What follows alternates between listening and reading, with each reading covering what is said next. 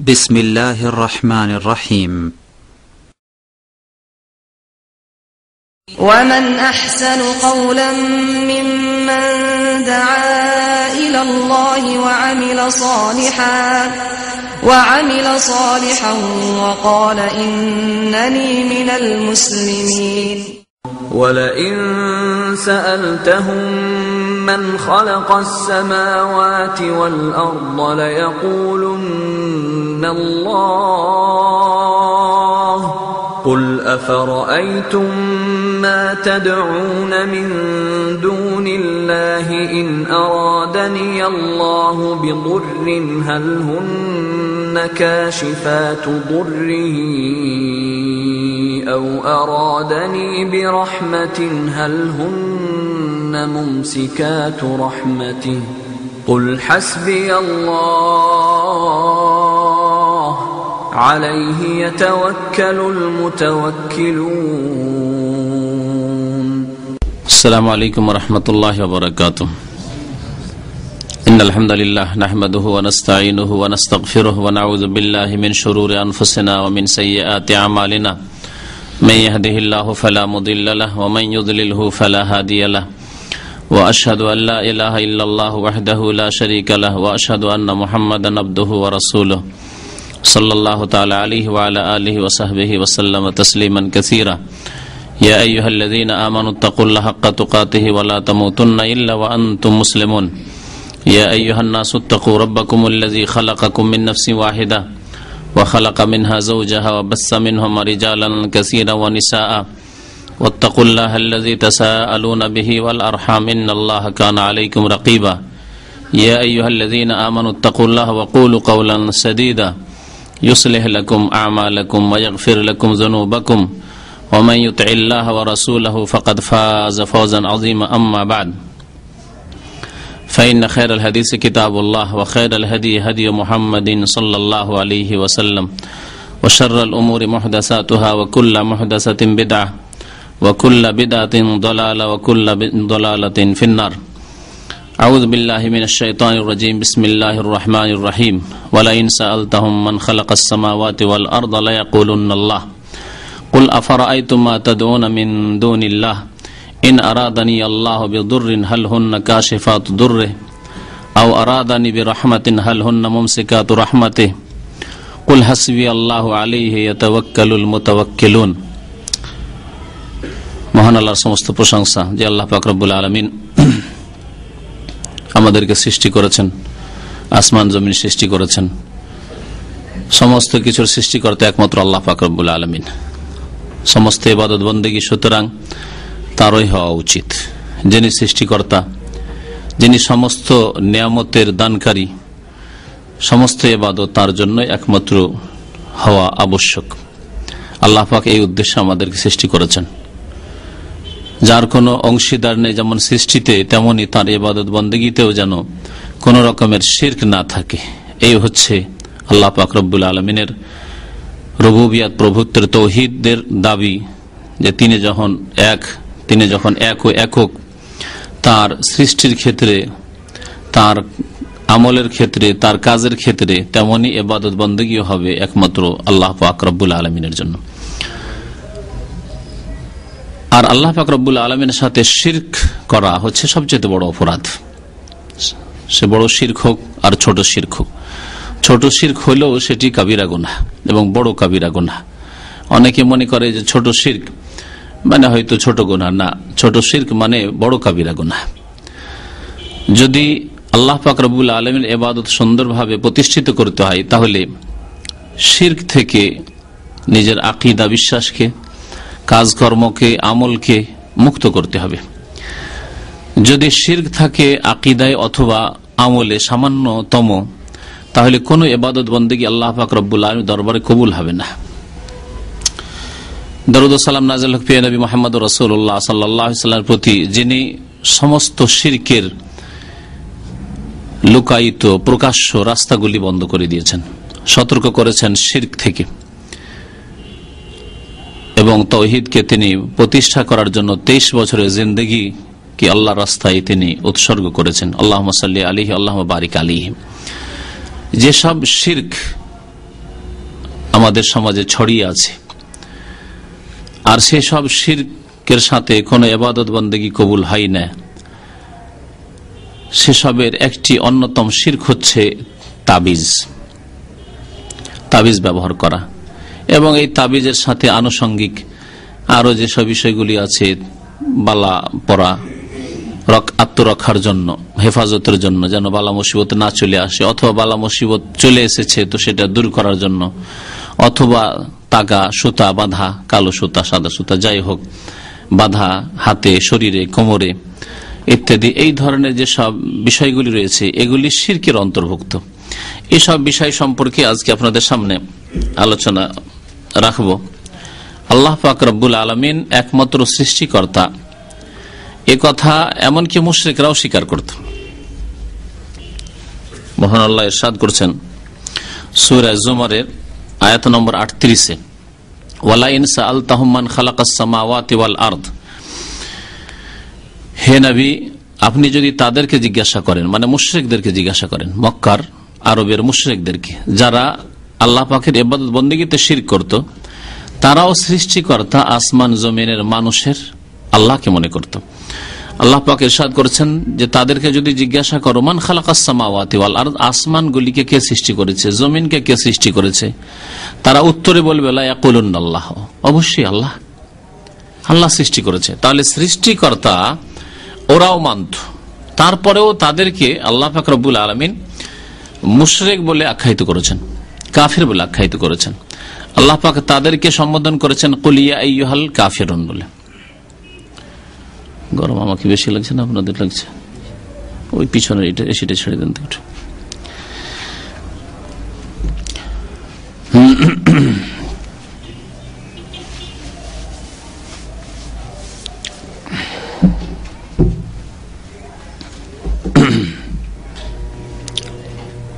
আল্লাহ পাক ইরশাদ করেছেন ওয়ালা ইন সাআলতাহুম মান খালাকাস সামাওয়াতি ওয়াল আরদা লা ইয়াকুলুন্নাল্লাহ, তাদেরকে যদি জিজ্ঞাসা করো যে আসমান জমিন কে সৃষ্টি করেছে, তারা বলবে অবশ্যই আল্লাহ।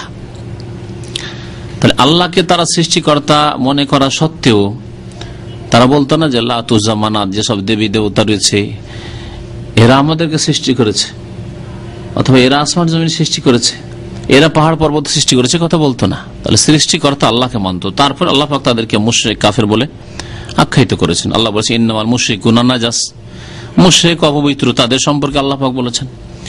আল্লাহ পাক বলেছেন কুল ইয়া আইয়ুহাল কাফিরুন, হে কাফের সমাজ, হে অস্বীকারী কাফের, লা আ'বুদু মা তা'বুদুন। তো তাহলে বোঝা গেল যে শুধু আল্লাহকে সৃষ্টিকর্তা মানলেই তাওহীদ রক্ষা হবে না, বরং আল্লাহকে সৃষ্টিকর্তা মানার সাথে সাথে যখন সৃষ্টিকর্তা তিনি, তাহলে ইবাদত বন্দেগী সমস্ত হবে একমাত্র তার জন্য। আপনি সৃষ্টিকর্তা আল্লাহকে মনে করলেন আর আপনার ইবাদতের কিছু অংশ আর কাউকে দেবেন, এটা চলবে না। তাবিজে এই বিষয়টি রয়েছে, তাবিজে এই বিষয়টি রয়েছে। কোন দিক থেকে সে কথা পরে বুঝাবো, আগে আয়াতটা শেষ করা যাক। তারপরে আল্লাহ পাক রব্বুল আলামিন ইরশাদ করছেন যে হে নবী বলে দেন আফারা আইতুম কুল আফারা আইতুম মা তাদউনা মিন দুনিল্লাহ, আচ্ছা বলো তো আল্লাহ ছাড়া যাদেরকে তোমরা ডাকো, যাদেরকে আহ্বান করো, মনে করো যে এরা তোমাদের ডাকে সাড়া দেবে, তোমাদের কাজে আসবে, ইন আরাদানি আল্লাহ বিদুররিন, আল্লাহ যদি ইচ্ছা করেন কোন ক্ষতি সাধনের আমার সাথে অথবা যে কোনো মানুষের সাথে, আল্লাহ যদি কোনো ক্ষতির ইচ্ছা করেন যে আপনার ক্ষতি হবে, আমার ক্ষতি হবে, হাল হন্না কাশিফাতু দুররে, এই যাদেরকে আহ্বান করে থাকো, যাদের উপর আস্থা ভরসা করে থাকো, যাদেরকে ডেকে থাকো, এরা কি তোমাদের এই ক্ষতিকে দূর করতে পারে, তোমাদের বিপদ থেকে উদ্ধার করতে পারে? হাল হন্না কাশিফাতু দুররে আও আরাদানি বিরাহমা, অথবা আল্লাহ পাক যদি দয়ার ইচ্ছা করেন, করুণার ইচ্ছা করেন, আল্লাহ পাকের যদি রহমত হয় যে আল্লাহ রক্ষা করবেন, আল্লাহ হেফাজত করবেন, হাল হন্না মুমসিকাতু রাহমাতিহি, তাহলে কেউ আছে কি যে তার রহমতে বাধা দেবে, যে না দিতে দেব না, না হতে দেব না, এরকম কোন শক্তি আছে? না, কোনো শক্তি নেই। এই জন্য আমরা নামাজের পরে যে দোয়াগুলি পড়ি সুন্নতি দোয়া, তার একটি দোয়া নবী করিম সাল্লাল্লাহু আলাইহি ওয়াসাল্লাম বলেছেন আল্লাহুম্মা লা মানিয়া লিমা আতাইত, হে আল্লাহ কোন শক্তি বাধা দানকারী নেই, লা মানিয়া, কোন বাধা দানকারী শক্তি নেই, লেমা আতাইত, যা তুমি দিতে চাও তাতে, তুমি যা দিতে চাও দান করো তাতে কোনো বাধা দেওয়ার কেউ নেই। ওয়ালা মতিয়া লেমা মানাতা, আর কেউ দেওয়ার নেই যদি তুমি বাধা দাও। আল্লাহ যদি না দেন তাহলে কেউ দেওয়ার নেই। তারপরে আল্লাহ পাক বলছেন যে হে নবী আপনি বলে দেন, কুল হাসবি আল্লাহ, আল্লাহ আমার জন্য যথেষ্ট। আল্লাহ যেমন নবী করিম সাল্লাল্লাহু আলাইহি ওয়াসাল্লামের জন্য যথেষ্ট, সাহাবায়ে কেরামের জন্য যথেষ্ট, প্রত্যেক মুমিন মুমিনাতের জন্য যথেষ্ট।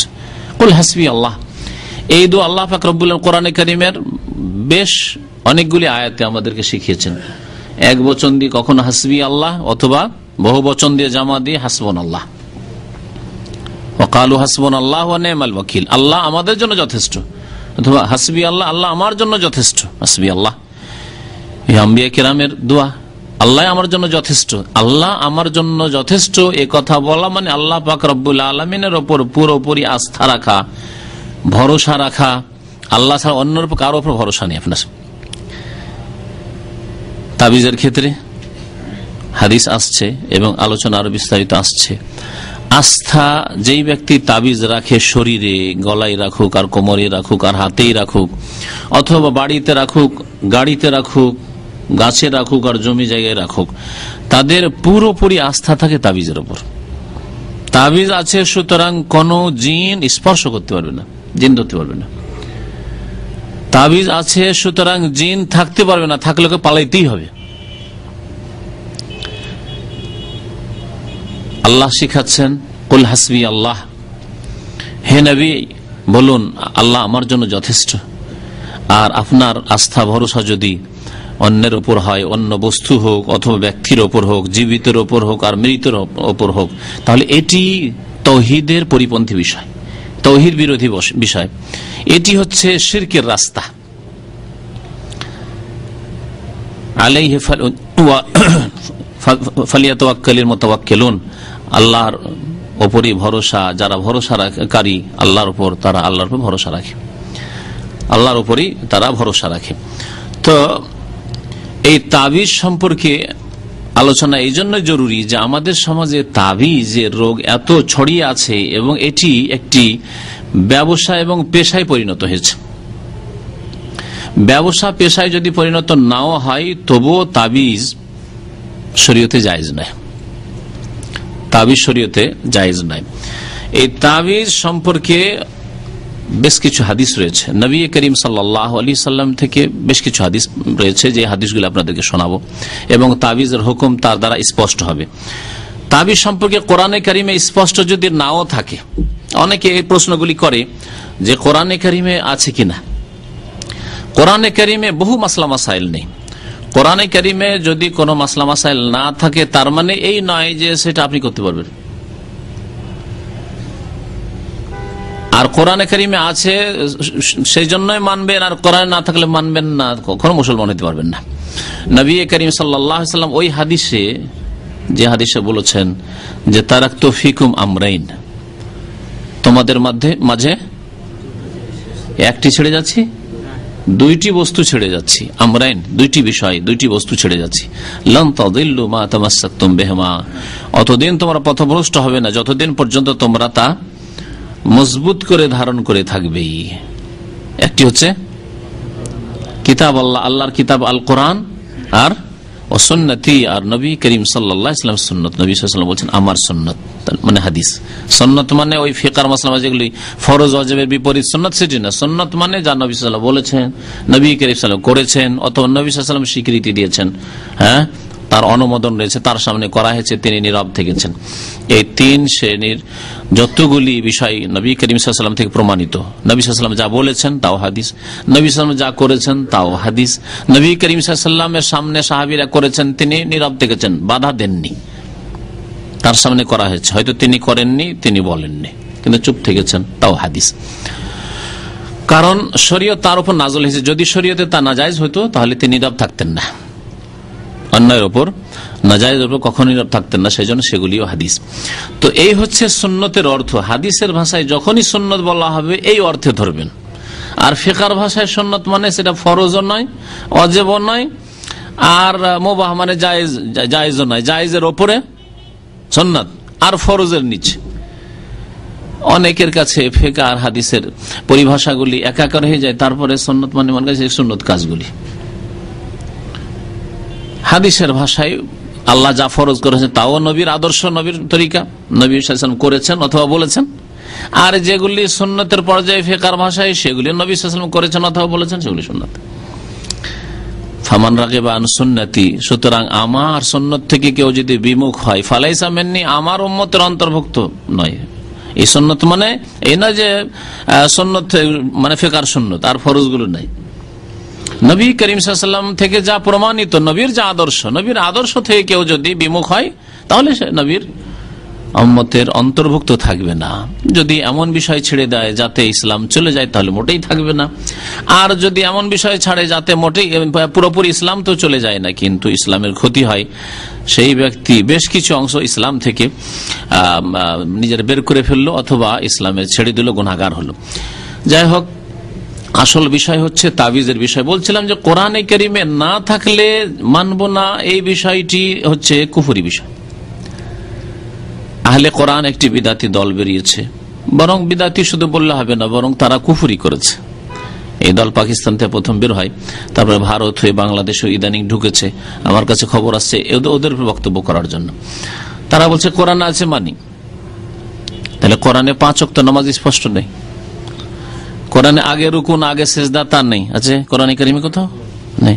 কোরআনে তাশাহুদের কথা নেই কোরআনে কারিমে, কোরআনে দুরুদে ইব্রাহিমের কথা নেই, কোরআনে নামাজে সালাম ফিরার কথা নেই, কোরআনে তাকবীরে তাহরিমার কথা নেই।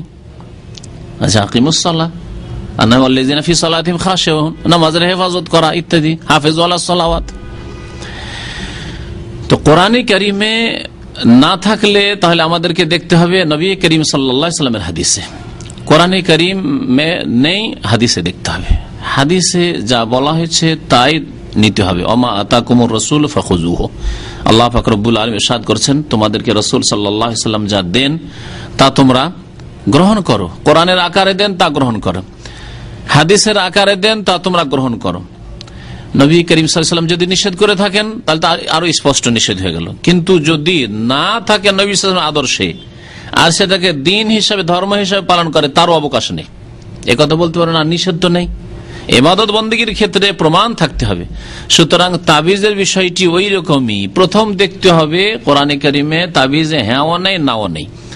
তাহলে নবী করিম সাল্লাল্লাহু আলাইহি ওয়াসাল্লাম কি তাবিজ করেছেন, কোরআন অনুমতি দিয়েছেন না নিষেধ করেছেন? নিষেধ যদি নাও করে থাকতেন, ভালো করে এই বিষয়টি স্পষ্ট যাতে হয়ে যায়, নিষেধ যদি নাও করতেন নবী করিম সাল্লাল্লাহু আলাইহি ওয়াসাল্লাম, কিন্তু তিনি করেননি, এতটাই নিষেধের জন্য যথেষ্ট। কারণ এটি আপনি দিন মনে করে করছেন, এর মাধ্যমে আপনি মনে করছেন যে আমার আত্মরক্ষা হবে জিন থেকে, বদনজর থেকে ইত্যাদি ইত্যাদি, আরো বিভিন্ন শত্রুর হিংসা থেকে, বিদ্বেষ থেকে ইত্যাদি। নবী করিম সাল্লাল্লাহু আলাইহি ওয়াসাল্লাম নিষেধ করেছেন, তাও আসছে। যদি নিষেধ নাও করতেন আর নবী সাল্লাল্লাহু আলাইহি ওয়াসাল্লাম জীবনে করেননি তাবিজ, তাহলে এতটুকুই যথেষ্ট এটি নাজায়েজ হওয়ার জন্য এবং এটি বিদআত হওয়ার জন্য, এটি শরীয়ত বিরোধী কাজ হওয়ার জন্য। এই তাবিজ সম্পর্কে অথবা বালা সম্পর্কে অথবা তাকা সম্পর্কে বেশ কিছু হাদিস আপনাদেরকে শোনাবো, যেগুলি দ্বারা স্পষ্ট হবে যে তাবিজ শিরক। তা বড় শিরক হতে পারে অথবা ছোট শিরক হতে পারে। বড় শিরক কখন হবে আর ছোট শিরক কখন হবে, হাদিসগুলি যখন শোনাবো তখন বলবো যে কোন অবস্থায় বড় শিরক হবে আর কোন অবস্থায় ছোট শিরক হবে। বুখারী এবং মুসলিমের হাদিস, প্রথম হাদিসটি শোনায়। আব্বাদ ইবনে তামিম রাদিয়াল্লাহু তাআলা আনহু বর্ণনা করেছেন যে আবু বশির আনসারী তাকে বলেছেন, আন্নাহু কানা মা রাসূলিল্লাহ সাল্লাল্লাহু আলাইহি ওয়াসাল্লাম ফি বাযি আসফারিহি, তিনি রাসূলুল্লাহ সাল্লাল্লাহু আলাইহি ওয়াসাল্লামের সাথে কোন এক সফরে ছিলেন। কালা আব্দুল্লাহ হাসিব আন্নাহু কাল ওয়ান নাসু বিমাবিতিহিম, লোকেরা সব আরাম বিশ্রাম করছিল, শুয়েছিল রাত্রিবেলা। ফারসালা রাসূলুল্লাহ সাল্লাল্লাহু আলাইহি ওয়াসাল্লাম রাসূলান, রাসূলুল্লাহ সাল্লাল্লাহু আলাইহি ওয়াসাল্লাম একজন দূত পাঠালেন। আরবি ভাষায় রাসূল মানে দূত হয়। নবী সাল্লাল্লাহু আলাইহি ওয়াসাল্লাম আমাদের জন্য আল্লাহর পক্ষ থেকে দূত, এই জন্য রাসূলুল্লাহ বলা হচ্ছে, আল্লাহর রাসূল, আল্লাহর দূত। আর নবী করিম সাল্লাল্লাহু আলাইহি ওয়াসাল্লাম রসুল পাঠালেন মানে দূত পাঠালেন, একজন সংবাদ বাহক পাঠালেন। আল্লাহ ইয়াবকায়ান্না ফি রাকাবাতে বাইরিন কিলাদাতুম মিন ওয়াতারিন আও কিলাদাতুন ইল্লা কুতিয়াত, এই হুকুম দিয়ে এই মর্মে পাঠালেন যে দেখো কারো উটের গলায় যাতে করে কোন ধনুকের যে রশি রয়েছে, ধনুকে যে রশি থাকে, এই ধনুকের রশির মালা যেন না থাকে, অথবা যে কোনো রকমের মালা বা রশি লাগানো আছে। আর সেই রশি লাগানো এই জন্য আছে যে উটকে যেন বদনজর না লাগে, এই উদ্দেশ্যে। জাহিলি যুগে মুশরিকেরা এরকম করত, উটের গলায় বিশেষ রশি, তা হচ্ছে ধনুকে অনেক দিন ব্যবহার করে রশি যখন পুরানো হয়ে যেত, তখন পুরাতন রশি আর ধনুকে কাজ লাগবে না, কখন ছিঁড়ে যাবে টান দিতে গেলে, তখন ওই রশিটাকে খুলে উটের গলায় ওরা দিয়ে নিত। আর মনে করতে যে উটের গলায় এই পুরাতন ধনুকের রশি যদি থাকে তাহলে বদনজর লাগবে না, কারণ উটকে বদনজর কেউ হিংসা করলে লেগে যায়, যে কোনো ব্যক্তিকেও লাগতে পারে, বস্তুকেও লাগতে পারে বদনজর। বদনজর সম্পর্কে নবী করিম সাল্লাল্লাহু আলাইহি ওয়াসাল্লাম বলেছেন আল আইনু হাক্কুন, বদনজর লাগা হচ্ছে সত্য, বদনজর লাগা হচ্ছে সত্য, এবং এমন সূক্ষ্ম বিষয় যে আপনি টের পাবেন না কেমন করে বদনজর লেগে গেল। কিন্তু সাধারণত বদনজর কার লাগে? যে হয়তো হিংসার দৃষ্টিতে দেখে, হিংসার দৃষ্টিতে, আরে এর এত সুন্দর গাড়ি, এর এত সুন্দর ছেলে, এত ভালো আওয়াজ, এত কণ্ঠ ভালো, এত সুন্দর দেখতে, এত টাকা পয়সার মালিক। এইভাবে হিংসার দৃষ্টিতে যদি কেউ কোন ধন সম্পদ, কোন পশু, কোন মানুষ, কোন ছেলে, কোন বাড়ি ঘর, কোন গাড়ির দিকে দেখে, তাহলে বদনজর লাগে। আর অনেকের দৃষ্টিতে, ওর হয়তো হিংসার নজরে দেখছে না, কিন্তু ওর দৃষ্টিতে এমন কুশক্তি আছে যার ফলে হয়তো সে হয়তো হিংসার নজরে না দেখলেও বদনজর লেগে যেতে পারে। এরকম কিছু লোক আল্লাহ পাক সৃষ্টি করেছেন, আছে হয়তো তাদের। সুতরাং ওদের নজর থেকে ভালো বস্তুগুলিকে, ভালো জিনিসকে, সুন্দর ছেলে, সুন্দর গাড়ি ইত্যাদি, সুন্দর বাড়ি, এগুলো রক্ষা থাকা উচিত। এবং ওই ব্যক্তি, যেই ব্যক্তির বদনজর লাগার আশঙ্কা আছে, তার জন্য উচিত হবে যে সে যদি কোনো ভালো নিয়ামত দেখে আল্লাহর, নিজের কাছে নেই, নিজে হয়তো গরিব মানুষ বা সাধারণ মানুষ, অন্যের অনেক কিছু রয়েছে, দেখলে বলে মাশা আল্লাহ, মাশা আল্লাহ বলবে, বা মাশা আল্লাহ লা কুওয়াতা ইল্লা বিল্লাহ যদি ওর সাথে বলে তা আরো ভালো, তাহলে আশা করি বদনজর লাগবে না। যেমন উলামায়ে কিরাম বলেছেন কোরআনে কারিমে যে আয়াত, ওয়ালাউলা ইয দাখালতা জান্নাতা কুলতা মাশা আল্লাহ লা কুওয়াতা ইল্লা বিল্লাহ, সুতরাং মাশা আল্লাহ বলা উচিত। এই আমলটি আরবদের মধ্যে আছে, যদি কোনো ভালো আওয়াজ, কারো ভালো তেলাওয়াত শুনলো মাশা আল্লাহ, কারো ভালো একটি গাড়ি দেখলো মাশা আল্লাহ। কিন্তু আমাদের সমাজের লোকেরা এসব সুন্নত থেকে অজ্ঞ, জানেও না, আর অনেকে জানলে আমলের আগ্রহের অভাব রয়েছে। এইসব সুন্নতগুলি কিন্তু আমাদের দেশে চর্চা হয় না। আপনাদেরকে এগুলি চর্চা করতে হবে। বলেন মাশাআল্লাহ, আপনার ছেলে কত সুন্দর, না সাথে সাথে বলেন মাশাআল্লাহ বলেন। আপনার ছেলে কত মোটা, না বলেন মাশাআল্লাহ। যাই হোক, নবী করিম সাল্লাল্লাহু আলাইহি ওয়াসাল্লাম কি বললেন যে উটের গলায় যদি কোন রকমের রশি লাগানো থাকে, উটের হেফাজতের জন্য যে রশি থাকে, যে কোন রকমের রশি হোক অথবা বিশেষ ওই ধনুকের রশিটা হোক, তাহলে তা কি করে দেওয়া হোক, কেটে দেওয়া হোক, ছিঁড়ে ফেলে দেওয়া হোক, খবরদার যেন না রাখা হয়। নবী করিম সাল্লাল্লাহু আলাইহি ওয়াসাল্লাম তাহলে আত্মরক্ষার জন্য কোনো কিছু লটকাতে নিষেধ করলেন। এখানে রশির কথা আসলো, রশির মতে হচ্ছে হাতে টাকা বেঁধে রাখা, টাকা বেঁধে রাখা দেখেছেন, কারো ব্যথার কালো সুতা বেঁধে রাখতে দেখেছেন, হ্যাঁ কালো সুতা বেঁধে রাখে, অথবা বালা দিয়ে রাখে, হ্যাঁ বিভিন্ন রকমের বালা, তামার অথবা আরো কিছুর হোক না কেন, আত্মরক্ষার জন্য দিয়ে রাখে, অথবা কোনো আপদ বিপদ বা কোনো কিছুর জন্য, কোনো ব্যথা, ও ব্যথার সাথে ওই সুতার কি সম্পর্ক আছে? ব্যথার কি এটা চিকিৎসা? আল্লাহ পাক এইরকম কি কারণ তৈরি করেছেন যে ব্যথা হইলে একটা সুতা বাঁধলে ভালো হয়ে যাবে? না, এগুলো হচ্ছে টোটকা, আমাদের দেশের সমাজে বলে, শুনেছেন কিনা টোটকা শব্দ। এগুলি এক ধরনের শিরক, যদিও মনে করে যে আল্লাহ শেফা দেনেওয়ালা, এটা শুধু একটা মাধ্যম, তবুও এটা শিরক। এটা হচ্ছে শিরকে আসগার, কাবিরা গুনাহ, বড় শিরক, ছোট শিরক। আর যদি মনে করে যে এই বালাতেই ক্ষমতা আছে অথবা এই সুতাতেই ক্ষমতা আছে, তাহলে এটা বড় শিরক হয়ে যাবে। তখন তাহলে এই বিষয়গুলি বড় শিরকও চলে যেতে পারে, যাতে ইসলাম থেকে মানুষ বেরিয়ে যাবে, আর ছোট শিরক তো কমপক্ষে হবেই হবে। তো এই ছিল একটি হাদিস যেটি আপনার ঝুলানো সম্পর্কে, যদিও তাবিজ শব্দ এখানে আসেনি, কিন্তু রশি ঝুলানো, ওর মধ্যে আছে বালা ঝুলানো অথবা আর কিছু ঝুলানো। দেখেছেন আমাদের দেশের ট্রাকগুলিতে, বাসগুলিতে পিছন দিকে স্যান্ডেল জুতা ঝুলতে দেখা যায়, দেখা যায় না? স্যান্ডেল জুতা ঝুলানো এটাও হারাম এবং এটা একটা শিরক, এটাও শিরক। স্যান্ডেল কোন হেফাজত করবে? আপনি কত নিকৃষ্ট যে আপনি নিজে হেফাজত করতে পারলেন না, আপনার এই স্যান্ডেল জুতা ছিঁড়া জুতাতে হেফাজত করে দেবে। তাহলে স্যান্ডেল জুতা চাইতো অধম নিকৃষ্ট এ মানুষ। এগুলো হচ্ছে শিরকের অন্তর্ভুক্ত। এখন আসুন সরাসরি তাবিজ সম্পর্কে নবী করিম সাল্লাল্লাহু আলাইহি সাল্লামের কি বাণী রয়েছে। যায়নাব ইমরাতে আব্দুল্লাহ বিন মাসউদ রাদিয়াল্লাহু তাআলা আনহর বিবির নাম ছিল যায়নাব। বিভিন্ন হাদিসে তার ঘটনা এসেছে, তার মধ্যে একটি স্বামীকে যাকাত দাও, স্বামী ছিল গরিব, স্বামীকে যাকাত দাও সম্পর্কে তার একটি হাদিস আছে। এখানে হাদিস আছে তাবিজ সম্পর্কে। বলছেন তিনি যে আমার স্বামী আমাকে এই হাদিস শুনিয়েছেন, আব্দুল্লাহ বিন মাসউদ রাদিয়াল্লাহু তাআলা আনহু قال سمعت رسول الله صلى الله عليه وسلم يقول, নবী করিম সাল্লাল্লাহু আলাইহি ওয়াসাল্লামকে আমি বলতে শুনেছি, ইয়াকুল ইন্নার রুকা ওয়াত তামাইমা ওয়াত তিওয়ালাতা শিরকুন, নিশ্চয় ঝাড়ফুঁক করা, রোকা, ওয়াত তামা এবং তাবিজ, ওয়াত তিওয়ালা এবং ভালোবাসা সৃষ্টি করার উপায় অবলম্বন করা, ভালোবাসা সৃষ্টির জন্য কিছু তাবিজ তোমার দেওয়া, এগুলি হচ্ছে কি শিরকুন। নবী সাল্লাল্লাহু আলাইহি ওয়াসাল্লাম সরাসরি শিরক বলেছেন এগুলিকে। ঝাড়ফুঁকের ক্ষেত্রে আজকে ঝাড়ফুঁকের আলোচনা করব না, কারণ ঝাড়ফুঁকের উপরে একটা বড় আলোচনা করার ইচ্ছা আছে, এরকম এক ঘন্টার। আগামী দিনগুলিতে ইনশাআল্লাহ তাআলা কোন এক সপ্তাহে খুব তাড়াতাড়ি ঝাড়ফুঁক সম্পর্কে বিস্তারিত সব দিক নিয়ে আলোচনা করব ইনশাআল্লাহ তাআলা।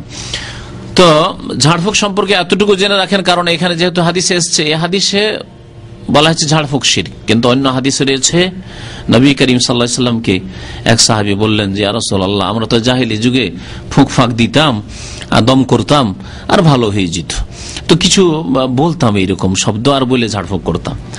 তো নবী সাল্লাল্লাহু আলাইহি ওয়াসাল্লাম বললেন এরজু আলাইয়া রোকাকুম, তোমাদের ঝাড়ফুঁকের যেগুলি পড়তে, দোয়া কালাম পড়তে বা কিছু পড়তে, সেগুলি পেশ করো, শোনাও কি আছে। শব্দগুলি শুনলেন, দেখলেন যে আরবি শব্দ এবং বোধগম্য বোঝা যাচ্ছে, আর অর্থে কোনো শিরক নেই, তার অর্থে কোনো শিরক নেই। তখন বললেন নবী সাল্লাল্লাহু আলাইহি ওয়াসাল্লাম যে তোমরা ঝাড়ফুঁক করতে পারো মালাম ইয়াকুন ফিহি শিরকুন, যতক্ষণ শিরক না আছে ততক্ষণ পর্যন্ত ওই সব দোয়া কালাম দিয়ে তোমরা ঝাড়ফুঁক করতে পারো। তাহলে ঝাড়ফুঁক করার জন্য কোরআন কারীমের সূরা পড়ে বা কোনো দোয়া পড়ে অথবা কোনো ভালো কথা, যাতে অর্থ বুঝতে পারছেন আর তাতে কোনো শিরক নেই, অর্থ বুঝতে পারছেন আর শিরক নেই। কারণ এমন কিছু মন্ত্রতন্ত্র আছে যে আরবিও না আর বাংলাও না, আর বাংলা তো হইলে তার অর্থ বুঝেন না, তাহলে কিন্তু শিরক হয়ে যাবে। যার অর্থ বুঝতে পারছেন না এমন কিছু আছে, তাহলে নিশ্চয় এর মধ্যে কিছু ভেজাল আছে, কেন অর্থ বোঝা যাচ্ছে না। সুতরাং এমন কোন মন্ত্রতন্ত্র দিয়ে ঝাড়ফুঁক করা যাবে না যার অর্থ বোঝা যায় না।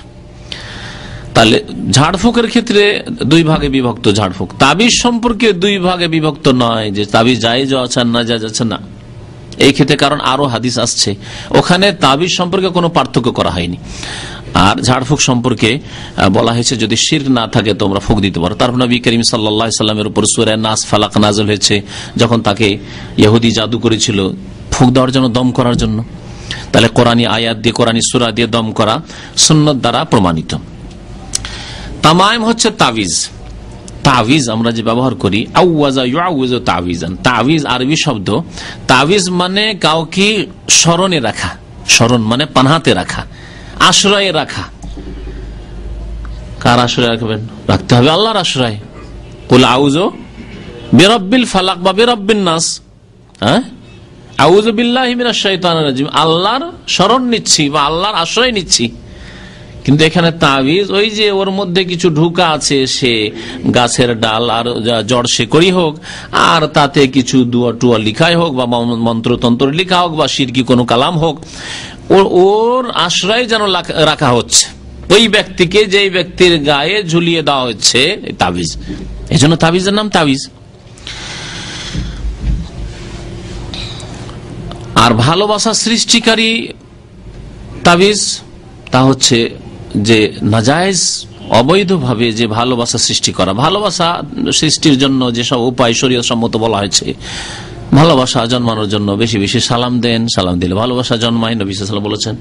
ভালোবাসা জন্মার উপায় হচ্ছে যে খাওয়ান আর খান, দাওয়াত দিল চলে গেলেন, দাওয়াত দিলেন, এগুলো হচ্ছে ভালোবাসা জন্মাবার উপায়। কেউ অসুস্থ হয়েছে দেখতে গেলেন, সহযোগিতা করলেন, তার পাশে দাঁড়ালেন। যদি কেউ শোকে থাকে তাহলে তার শোক সংবাদ শুনে তার বাড়িতে গেলেন এবং তাকে সান্ত্বনা দিলেন। ভালোবাসা জায়েজ ভালোবাসা এবং সুন্নতি ভালোবাসা জন্মাবার তরিকা হচ্ছে এগুলি। কিন্তু নাজায়েজ ভালোবাসা হচ্ছে যে স্বামী স্ত্রীতে সন্দেহ হচ্ছে যে ভালোবাসা না মনে হয় আমাকে, আর একটা বিয়ে করতে চাইছে, স্ত্রী তখন দিল গাছ খাওয়িয়ে, অথবা কোনো মন্ত্রতন্ত্র কোনো ওঝা গণিকে ধরে জাদু করিয়ে দিল। তো এইরকম যে পন্থাগুলি অবলম্বন করতো এগুলিকে তেওয়ালা বলা হয়। নবী সাল্লাল্লাহু আলাইহি ওয়াসাল্লাম এগুলিকে শিরক বলেছেন। নকশা, বেশ কিছু নকশা আছে, বেশ কিছু নকশা আছে। ধর্মীয় বইয়ের নামে, ধর্মীয় পুস্তকের নামে বেশ কিছু নকশার বই আছে। দু একটি বইয়ের নাম উল্লেখ করি। আমি যখন একবারে নাবালুকি বলতে হবে 12-13 বছর বয়স ছিল, তখন আমার চোখের সামনে আছে সুলাইমানি নকশা। একটা বই আছে, 2-3 খণ্ডে আছে সুলাইমানি নকশা। উর্দুতে বইয়ের নাম হচ্ছে নকশে সুলাইমানি। নামটা কত সুন্দর, মানে সুলাইমান আলাইহিস সালাম এগুলো করেছেন, এই মিথ্যাপবাদ নবীর ওপর। সুলাইমান আলাইহিস সালামের নাম, সুলাইমান আলাইহিস সালামের যেহেতু জিন বসেছিল, সবার ভাষা বুঝতেন, তো সুলাইমান আলাইহিস সালামের নাম দিয়ে এই শিরকি আর কুফরি আর বিদাতি বই লেখা হয়েছে, আর ধর্মীয় পুস্তক হিসাবে দোয়া তাবিজের বই হিসাবে পাওয়া যায় সুলাইমানি নকশা। সুলাইমানি নকশাতে এমন কি কেউ মেয়ের বিয়ে দিতে চায় না, কেউ ছেলের বিয়ে দিতে চায় না, আপনার মেয়ের সাথে আপনার মেয়েটা তাকে দিতে চান, দেন একবার ওই নকশা করে কোন রকম করে যদি মন্ত্রতন্ত্র করতে পারেন। এসব নকশা, নকশাতে বিভিন্ন কিছু আলিফ বা তাসা লিখা আছে, না হলে কিছু নম্বর লিখা আছে, এসব। এইরকমই মকসুদুল মুমিনিনে এইরকমই শিরকি নকশা আছে, এইরকমই নিয়ামুল কোরআনে শিরকি বিদাতি নকশা আছে। এগুলি হচ্ছে শিরক আত্মেওয়ালা, ভালোবাসা জন্মাবার জন্য বিভিন্ন নকশার মাধ্যমে, বিভিন্ন তাবিজের মাধ্যমে যেসব করে থাকে, এগুলিকে নবী সাল্লাল্লাহু আলাইহি ওয়াসাল্লাম শিরক বলেছেন। তারপরে জিজ্ঞাসা করছেন ওই মহিলা যায়েনাব যে কেমন কথা বলছেন যে শিরক এগুলি, বলছেন যে লাকাদ কানাত আইনি তাকযিফু, আমার চোখে কষ্ট হতো বা চোখ উঠতো, কুনতু আখতালিফু ইলা ফুলানিল ইহুদি, এক ইহুদির কাছে যেতাম, ইয়ারকিনি, আর ও ফকটুক দিয়ে দিত, ফাইজা রাকানি সাকানাত, ফুকটুক দিয়ে দিলে ভালো হইতো, মন্ত্র ভালো হয়ে যেত। কাল আব্দুল্লাহ ইন্নামা যাকা আমালুশ শাইতান, এই যে তোমার চোখে ব্যথা হইতো আর ওই ইহুদির কাছে গেলে ফুক ফাঁক দিলে ভালো হয়ে যেত, ইহুদির কাছে গেলে ভালো হয়ে যেত, এটা হচ্ছে শয়তানের কাজ। আর তোমাকে এই যে চোখে ব্যথা সৃষ্টি করে দেওয়া, তৈরি করে দেওয়া, এটাও শয়তানের কাজ। কেমন করে? কানায়ান খুসুহা বিয়াদিহি, শয়তান তোমার চোখে ঘোচা দিত, ব্যথা শুরু হইতো। ফাইজা রাকাহা, যখন ও ফুক দিত, কাফানহা, তখন শয়তান দূরে সরে যেত, যে ইহুদির কাছে এসে শিরক করতে এসে যাক। ইন্নামা কানা ইয়াকফিকা আন তাকুলি, স্ত্রীকে বোঝাচ্ছেন আব্দুল্লাহ বিন মাসউদ রাদিয়াল্লাহু তাআলা, তোমার জন্য যথেষ্ট কি তাবিজ করা নয়, আর এই শিরকি ঝাড়ফুঁক নয়, শিরকি ঝাড়ফুঁক নয়। আমাদের দেশে হিন্দুদের কাছে ঝাড়ফুঁক করাতে যায় নাকি, অমুক হিন্দু গণি আছে, সাপের বিষ ঝাড়াতে হিন্দুদের ডাকে, বেদিন বেনামাজিদেরকে ডাকে, ফাসেকদেরকে ডাকে, যারা শিরক কুফরি করে, দেবী দেবতার নাম নেই অথবা উলিয়া উলিয়াদের নাম নিয়ে শিরক করে, তাদেরকে ডাকে। কি শিখাইছেন আব্দুল্লাহ বিন মাসউদ রাদিয়াল্লাহু তাআলা স্ত্রীকে? বলছেন যে রাসূলুল্লাহ সাল্লাল্লাহু আলাইহি ওয়াসাল্লাম যেমন বলতেন, কামা কানা রাসূলুল্লাহ সাল্লাল্লাহু আলাইহি ওয়াসাল্লাম ইয়াকুল, কি বলতেন? আযহিবিল বাস রাব্বান নাস ইশফা আনতা শাফি লা শিফা ইল্লা শিফাউকা শিফা আল্লাহ ইউগাদিরু সাকামা।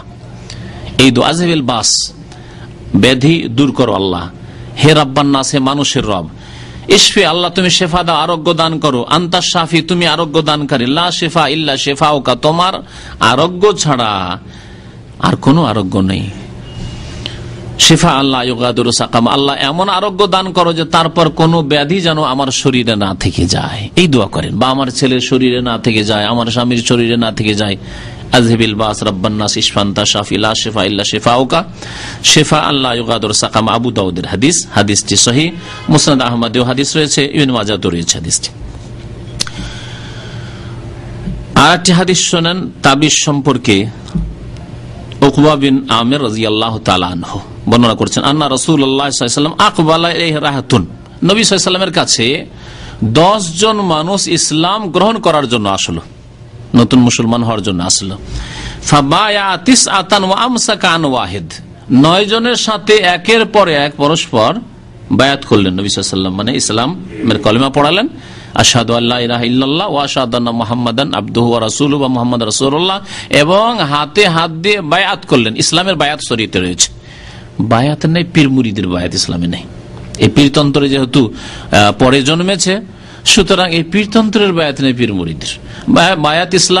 ইসলামের বায়াত রয়েছে। নতুন মুসলমানকে হবে হাতে হাত দিয়ে আপনার সাথে ওয়াদা করবে আমি কলেমা পড়ছি, আমি 5 ওয়াক্ত নামাজ পড়বো, আমি রোজা রাখবো, নতুন মুসলমান। আর যদি খলিফাতুল মুসলিমিন হন, ইমামুল মুসলিমিন হন, মুসলিম শাসক, ইসলামী আইনের বাস্তবায়ন করবেন, এই বায়াত রয়েছে।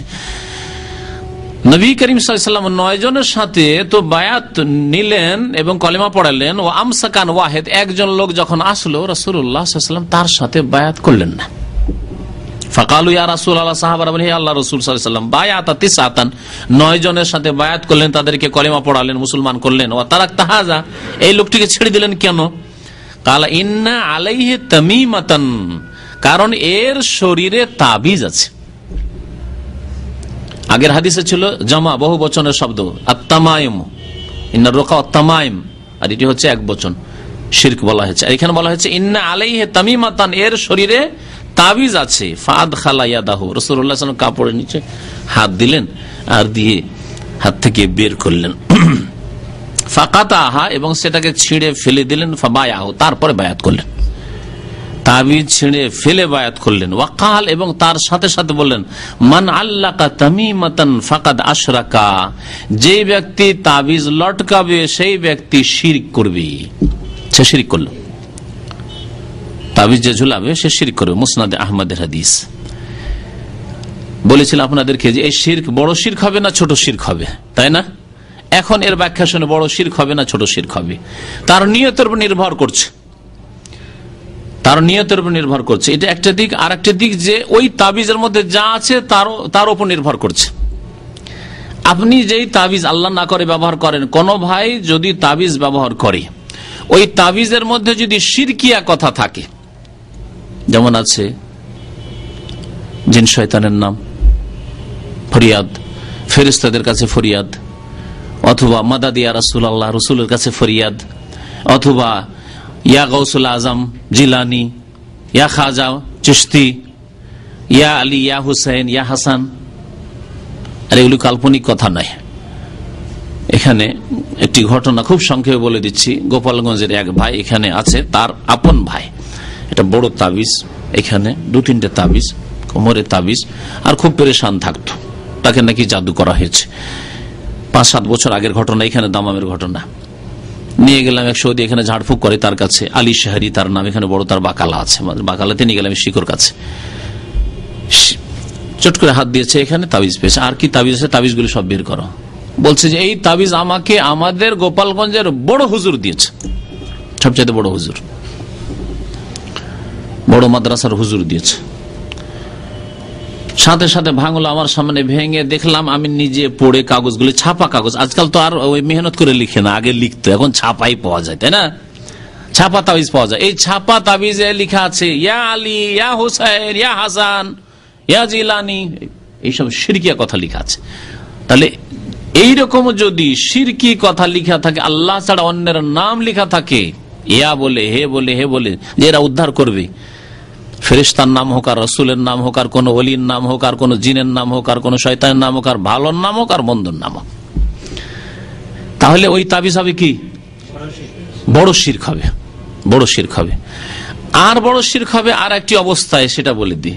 সেটা হচ্ছে যদি কেউ মনে করে যে আমার শরীরে অথবা আমার ছেলেমেয়ের শরীরে অথবা আমার বাড়িতে গাড়িতে যদি বা আমার গাছে যদি তাবিজ লটকা থাকে, কারণ আমার দেশে গাছেও কিন্তু ওই নম্বরওয়ালা সূরা মারিয়ামের বা অমুক তমুক সূরার ওই নকশা লটকায়, যদি মনে করে এটা যদি থাকে, তাহলে কেউ বান মারতে পারবে না, কোন জিন শয়তান ক্ষতি করতে পারবে না, কোন মানুষ শয়তান ক্ষতি করতে পারবে না, কোন বালা মুসিবত আসবে না। এবং এই তাবিজের মধ্যেই ক্ষমতা আছে, তাবিজের মধ্যে এই তাসির আছে, মানে ওর মধ্যে প্রতিক্রিয়া আছে। এই আকীদা যদি রাখে তো এটি হচ্ছে বড় শিরক আকবার। বড় শিরক মানে ইসলাম থেকে সেই ব্যক্তি খারিজ হয়ে যাবে যে ব্যক্তি এমন তাবিজ রাখবে যাতে শিরকিয়া কথা আছে, অথবা মনে করবে যে তাবিজ রক্ষা করবে আমাকে বা আমার বাড়ি ঘরকে, আমার ছেলে মেয়েকে, আমার সম্পদকে, ইসলাম থেকে বেরিয়ে যাবে। আর একটি অবস্থা হচ্ছে, সেটি হচ্ছে যে তাবিজকে মাধ্যম মনে করে, সাবাব, উপায়, উপকরণ মনে করে রক্ষার, কিন্তু মনে করে যে আল্লাহ পাকই হেফাজতকারী আল্লাহ, তবে তাবিজটা একটা মাধ্যম যার মাধ্যমে হেফাজতে রাখবে আল্লাহ। তাহলে সে ছোট শিরক করলো। তাবিজের মধ্যে শিরক নেই, তাবিজের মধ্যে শিরকিয়া কথাও নেই, আর তাবিজ তার সরাসরি হেফাজত করছে, এই তাসির আচর মধ্যে এই ক্ষমতা আছে, এটাও বিশ্বাস করে না। মনে করে তাবিজটা একটা উপায় আল্লাহ পাকের হেফাজতের, যেমন আল্লাহ পাক ভালো করবেন, কিন্তু ওষুধ খাওয়া একটা উপায় আমার তাড়াতাড়ি আরোগ্য হওয়ার, ভালো হওয়ার, এইরকম যদি মনে করে তবুও সেই ব্যক্তি শিরক করলো। এই শিরক হচ্ছে শিরকে আসগার, ছোট শিরক, কাবিরা গুনাহ। কেন? ওলামারা এই ক্ষেত্রে একটি কথা বলেছে, কেন এটি শিরক? ও তো ওষুধের মতো মাধ্যম মনে করলো, তারপরে কেন শিরক হবে? পার্থক্য কি? তাহলে ওষুধের সাথে তাবিজের পার্থক্য কি? বলছেন ওলামারা যে ওষুধের সাথে তাবিজের পার্থক্য হচ্ছে, ওষুধ হচ্ছে কারণ এটা সায়েন্টিফিক দিক থেকে প্রমাণিত, স্পষ্ট, এর দলিল, প্রমাণ, যুক্তি রয়েছে যে মেডিসিন, ওষুধ খেলে, জ্বরের ওষুধ খেলে জ্বর ভালো হবে, ব্যথার ওষুধ খেলে ব্যথা ভালো হবে, প্রমাণিত হয়েছে। তারপরে নবী করিম সাল্লাল্লাহু আলাইহি সাল্লাম ওষুধ খেতে বলেছেন, চিকিৎসা করতে বলেছেন। তাদাউ ইয়া ইবাদাল্লাহ, হে আল্লাহর বান্দারা তোমরা চিকিৎসা করো, ওষুধ খাও, দাওয়া ব্যবহার করো। ফাইনাল্লাহ লাম ইউনজিল দাআন ইল্লা আনজালা লাহু শিফাআন, কারণ আল্লাহ যে কোনো ব্যাধি নাযিল করেছেন, রোগ নাযিল করেছেন, তার ওষুধও আল্লাহ নাযিল করেছেন। তাহলে অনুমতি পাওয়া গেল। তাবিজের ক্ষেত্রে অনুমতি তো দূরের কথা, নিষেধ পাওয়া গেল। ইন্নাত তামিমা শিরক, তাবিজ হচ্ছে শিরক। তাহলে যেটি কারণ নয়, উপায় নয়, তাকে উপায় মনে করা হচ্ছে ছোট শিরক। উপায় নয় আর উপায় মনে যদি করেন তাহলে কি হবে? শিরক, ছোট শিরক হবে। একটা জিনিস কারণ নয় আর যদি কারণ মনে করেন তাহলে সেটা হবে ছোট শিরক। আর একটা দিক রয়েছে, যদিও মনে করছেন যে আল্লাহ শেফা দেন, আল্লাহ আরোগ্য দানকারী, কিন্তু যখন তাবিজ আপনার কাছে আছে তখন তাবিজের সাথে অন্তর কিন্তু আপনার জড়িত হয়ে আছে, অন্তর সম্পর্ক তাবিজের সাথে। চট করে যদি কোন রকমের ভয় ভীতি লাগে, তাবিজ তো আছে, তাবিজের সাথে কলবের সম্পর্ক। এদিক দিয়েও আরেকটা ছোট শিরকের কারণ, যদি আপনি মনে করেছেন যে আল্লাহ পাক হেফাজতকারী, তারপরও শিরক হবে। আরো দু চারটি হাদিস শোনায় তাবিজ সম্পর্কে। উকবা বিন আমির রাদিয়াল্লাহু তাআলা আনহু বর্ণনা করছেন যে সামিআতু রাসূলুল্লাহ সাল্লাল্লাহু আলাইহি ওয়াসাল্লাম, আমি আল্লাহ রাসূল সাল্লাল্লাহু আলাইহি ওয়াসাল্লামকে বলতে শুনেছি, মান তাআল্লাকা তামিমাতান ফালা আতাম্মাল্লাহু লাহু, কেউ যদি তাবিজ লটকায় তাহলে আল্লাহ যেন তার মনের কামনা বাসনা পূরণ না করেন। বদদুয়া নবী সাল্লাল্লাহু আলাইহি ওয়াসাল্লামের। মান তাআল্লাকা তামিমাতান, কেউ যদি তাবিজ ঝুলায় তাহলে আল্লাহ ফালা আতাম্মাল্লাহু লাহু, তার মকসদ, তার উদ্দেশ্য যেন আল্লাহ পূরণ না করেন। ওমান তাআল্লাকা ওয়াদাতান, কেউ যদি কোন রক্ষাকারী বিষয়, এটা আমার রক্ষা করবে, এইরকম কিছু যদি ঝুলাই, ফালা ওয়াদা আল্লাহ, আল্লাহ তার রক্ষা না করে, যেমন স্যান্ডেল জুতা, তাবিজ না কিন্তু স্যান্ডেল জুতো, হ্যাঁ, অথবা আর কিছু, যে কোনো কিছু হোক না কেন, রশি, টাকা। মুসনাদ আহমদের হাদিস এবং হাদিস হচ্ছে সহিহ। আর একটি হাদিস আপনাদের শোনাই। আব্দুল্লাহ বিন উকাইম রাদিয়াল্লাহু তাআলা আনহু সাহাবী, তিনি অসুস্থ ছিলেন। এক তাবেঈ ঈসা বিন আব্দুর রহমান বলছেন যে আমি তার কাছে গেলাম, তিনি অসুস্থ ছিলেন, নাউদুহু, তার বিমার পুরসি করার জন্য, দেখা সাক্ষাতের জন্য, খোঁজ খবর নেওয়ার জন্য। ফাকিল লাহু, তাকে বলা হলো, তাআল্লাকতা শাইআন, কিছু ঝুলাতেন, মানে তাবিজ টাবিজ হোক বা এই ধরনের কিছু বালা তাগা কিছু শরীরে রাখতেন, হয়তো অসুখ ভালো হয়ে যেত। ফাকাল আতাআল্লাকু শাইআন, কেমন কথা বলে, আমি তাবিজ লটকাবো শরীরে, অথবা আমি আমার শরীরে বালা থাকবে বা কিছু। ওয়াকাদ কালা রাসূলুল্লাহ সাল্লাল্লাহু আলাইহি ওয়াসাল্লাম, অথচ নবী করিম সাল্লাল্লাহু আলাইহি ওয়াসাল্লামকে আমি বলতে শুনেছি, তিনি বলেছেন, মান তাআল্লাকা শাইআন ওয়াকিলা ইলাইহি, কেউ যদি শরীরে কোনো কিছু ঝুলায়, গাড়িতে বাড়িতে ঝুলায়, তাহলে ওকেলা ইলাইহি, তাকে তার সুপুর্দ করে দেওয়া হবে, তাকে তার উপর ন্যস্ত করে দেওয়া হবে, তার মদদ আল্লাহ পাকের পক্ষ থেকে হবে না, আল্লাহ সাহায্য করবেন না। তার জন্য আল্লাহ পাক ছেড়ে দেবেন। মুসনাদ আহমদের হাদিস এবং আবু ইয়ালার হাদিস। এখন এই যে তাবিজের এখানে যে প্রশ্নটি উঠে, আসল প্রশ্ন সেটা হচ্ছে যে আমরা তো ওই শিরকি তাবিজ করি না, আমরা শিরকি তাবিজ করি না। তারপরে আমরা কি বলে যে আমরা তাবিজের পুরোপুরি এই রাখি না যে তাবিজের মধ্যেই ক্ষমতা আছে, আল্লাহর উপর ভরসা রাখি, এটাকে কারণ মনে করি। শুনলেন যে যদি এমন কিছুকে কারণ মনে করেন যেটাকে কোরআন এবং হাদিসে কারণ বলা হয়নি, উপায় বলা হয়নি, সেটাও ছোট শিরক, বড় গুনাহ। তারপরে কোরআনের আয়াত দিয়ে অথবা হাদিসের দোয়া দিয়ে, আল্লাহর নাম দিয়ে যদি কেউ তাবিজ করে তাহলে চলবে কি না, এই সম্পর্কে শোনেন। ইব্রাহিম নাখঈ রহমতুল্লাহ আলাইহ, ইব্রাহিম নাখঈ রহমতুল্লাহ আলাইহ আব্দুল্লাহ বিন মাসউদ রাদিয়াল্লাহু সিলসিলাটি বয়ান করে দিয়ে, ছাত্র এবং ওস্তাদের সিলসিলা, তাহলে বুঝতে সুবিধা হবে। আব্দুল্লাহ বিন মাসউদ রাদিয়াল্লাহু তাআলা রাসূলুল্লাহ সাল্লাল্লাহু আলাইহি ওয়াসাল্লামের সাহাবী, রাসূলুল্লাহ সাল্লাল্লাহু আলাইহি ওয়াসাল্লামের ছাত্র সাহাবী। তিনি কুফা হিজরত করে চলে গেছিলেন। কুফায় তার ছাত্র অনেক ছিলেন, তার মধ্যে প্রসিদ্ধ ছাত্র আলকামা আসওয়াদ তার ছাত্র। এই আলকামা আসওয়াদের ছাত্র ইব্রাহিম নাখঈ। তাহলে ইব্রাহিম নাখঈ আব্দুল্লাহ মাসউদের ছাত্রের ছাত্র। ইব্রাহিম নাখঈর ছাত্রের ছাত্র ইমাম আবু হানিফা রাহমাতুল্লাহ আলাইহি, ইমাম আবু হানিফা রাহমাতুল্লাহ আলাইহি। তাহলে ইমাম আবু হানিফা রাহমাতুল্লাহ আলাইহির ওস্তাদের ওস্তাদ কি বলছেন এই দোয়া তাবিজ সম্পর্কে, তাবিজ করা সম্পর্কে? কোরআন দিয়ে তাবিজ করা যাবে যাবে না, দোয়া দিয়ে তাবিজ করা যাবে যাবে না, এই সম্পর্কে শোনেন। বলছেন কানু ইয়াকরাহুনা তামাইমা কুল্লাহা মিনাল কোরআন ওয়া গায়রিল কোরআন। সালাফে সালেহিন কানু, তারা মানে সাহাবায়ে কেরামরা। একজন তাবেঈ যখন বলবেন তারা, কার সম্পর্কে বলবেন? সাহাবায়ে কেরাম সম্পর্কে বলছেন, এবং তার জামানার উলামায়ে কেরাম তাবেঈনদের সম্পর্কেও বলছেন। তারা ইয়াকরাহুন ঘৃণা করতেন, সাহাবায়ে কেরাম তাবেঈন তাবেঈনদের জামায় নাই, ইয়াকরাহুন ব্যবহার করতেন নাজায়েজের ক্ষেত্রে। এই নয় যে মাকরুহ মানে মাকরুহ তানজি করতে থাকো।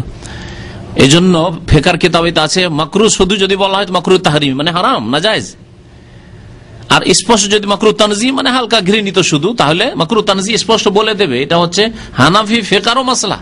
তাহলে মাকরুহ বললেই মাকরুহ তাহরিমি মানে নাজায়েজ, জায়েজ নয়। বলছেন কানু ইয়াকরাহুনা তামাইমা কুল্লাহা, সাহাবায়ে কেরামরা তাবেঈনরা তারা সমস্ত রকমের তাবিজকে তারা অপছন্দ করতেন, ঘৃণা করতেন, তারা মাকরুহ তাহরিম নাজায়েজ মনে করতেন। মিনাল কোরআনে, কোরআন হইলেও নাজায়েজ মনে করতেন, ওয়া গায়রিল কোরআন, কোরআন ছাড়া অন্য কিছু দিয়ে হইলেও তা নাজায়েজ মনে করতেন। মুসান্নাফ ইবনে আবি শাইবা বলে একটি প্রসিদ্ধ হাদিসের কিতাব আছে, সেই হাদিসের কিতাবে এই আসারটি অর্থাৎ এই তাবির যে উক্তিটি বর্ণনা করা হয়েছে। সাঈদ ইবনে জুবাইর রাহমাতুল্লাহ আলাইহি প্রখ্যাত তাবেঈ ছিলেন।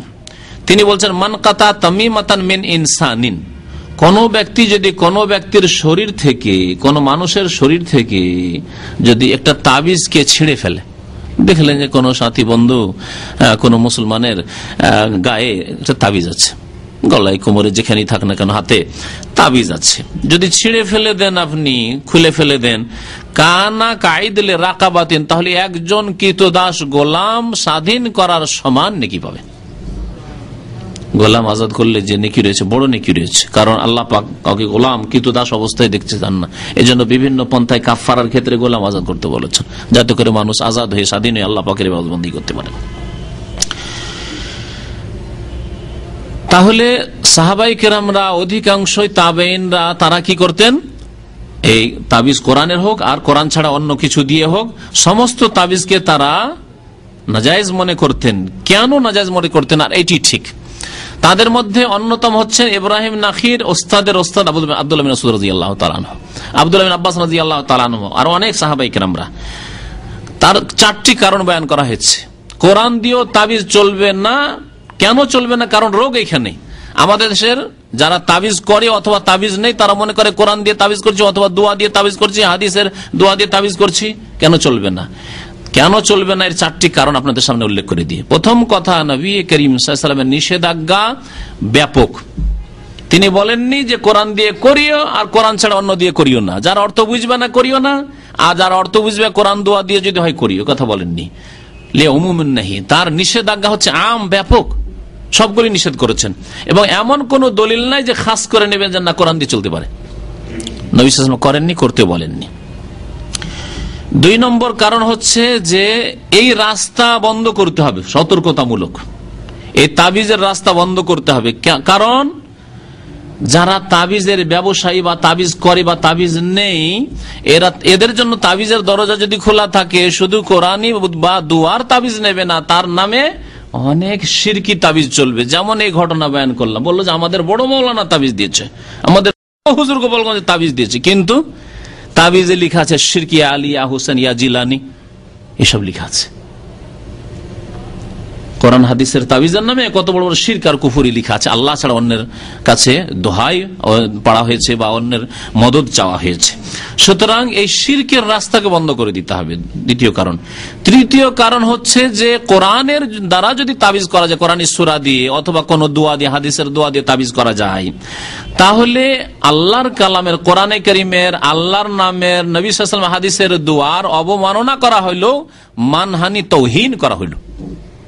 বিশেষ করে পেশাব পায়খানার অবস্থায়, সহবাসের অবস্থায়, স্বপ্ন দোষের অবস্থায়, বহু নাপাক অবস্থায় দিনে কতবার পেশাব করতে বসছেন আর তাবিজ গায়ে আপনার, আর দাবি করছেন যে তাবিজ আমার কোরআনের সূরা, সূরা নাস, ফালাক লেখা আছে, অথবা আউযুবিল্লাহি মিনাশ শাইতানির রাজিম লেখা আছে, বা আল্লাহর আসমায়ে হুসনা লেখা আছে, আল্লাহু রহমানুর রহিমও লেখা আছে। আপনি কি করে এত বড় বেয়াদবি করেছেন আল্লাহর নামের সাথে, কোরআন কারীমের আয়াতের সাথে, আর নবী সাল্লাল্লাহু আলাইহি ওয়াসাল্লামের দোয়া, হাদিসের দোয়ার সাথে, যে আপনি পেশাব পায়খানা নিয়ে বসছেন।